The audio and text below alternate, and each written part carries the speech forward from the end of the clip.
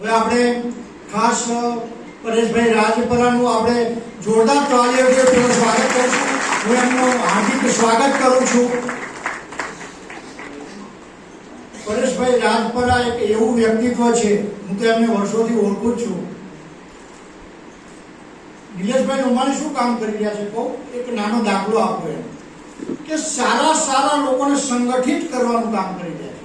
એક નાના ઉદાહરણ દ્વારા સમજાવું તમને કે સતયુગ કળિયુગ આ બધું શું છે. તો સમાજની અંદર છે ને 15% લોકો સાત્વિક વૃત્તિના લોકો છે, 15% લોકો આસુરી વૃત્તિના લોકો છે અને 70% છે ને ગાડરિયો પ્રવાહ છે. 15% લોકો સાત્વિક વૃત્તિના લોકો છે જે એક માને છે નિલેશભાઈ રૂમાણી આવા 15% લોકોને એક કરવાનું કામ કરી રહ્યા છે. એમાંના એક એટલે પરેશભાઈ રાજપરા.